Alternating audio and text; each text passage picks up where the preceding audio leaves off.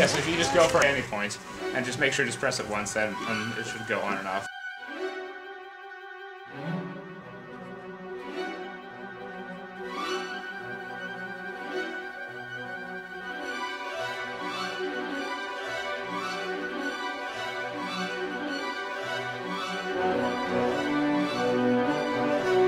A lot of people take for granted how amazing it is that your brain can even sort of process this music, and you can hear, things like tonality and rhythm and all these different things.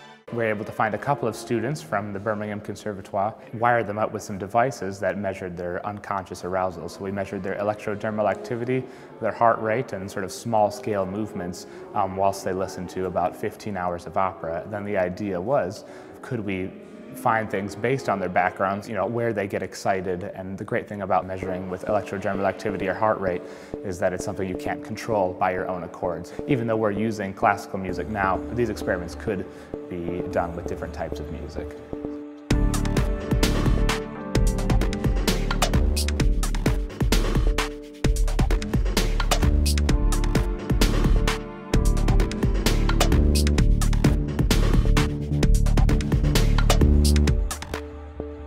Ultimately, I want to pursue a PhD in school psychology, where you're making education plans for children who have disabilities. And so how can I, as a teacher, help that student attain their educational goals, but also still receive the same education as someone else? And so if I can help that one student or children like them, help them care about themselves and care about their education, and then they can help others care about it, it makes all the difference in the world. I was fortunate to have a lot of great opportunities while I was here that I took advantage of, and it has given me the connections with the people, and then also the experience will propel me forward into pursuing a career to further investigate the thing that makes, I think, life worth living, which is music. My education courses, they both have about 20 to 30 students in it, and so I'm hearing the different perspectives from students in all different cultures, which is amazing to me.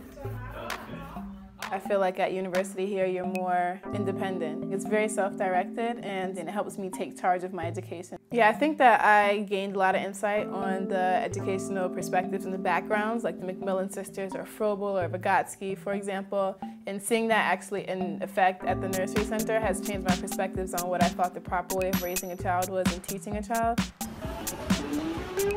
Where I'm from in the United States, you can drive for 8 hours in any direction, and essentially it's pretty much the same. But over here, if you were to drive for 8 hours, you would go through who knows how many different countries and different cultures. I could walk down the street and see an Asian couple, and then a Jamaican couple, then a Nigerian couple.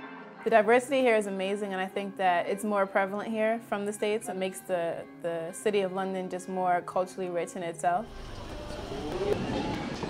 The reason that I wanted to come exactly to this university to do it was because this course is unlike no other, that it gives you the tools that you need in order to do a music psychology research. So you can come from a very widespread of a background, so then you can go on to do very, very different things. Goldsmiths being the arts place that it is, it does attract things that are, I would say, a bit more non-conventional. Every time you go to class, you kind of get maybe a different part of your brain stimulated, if you will.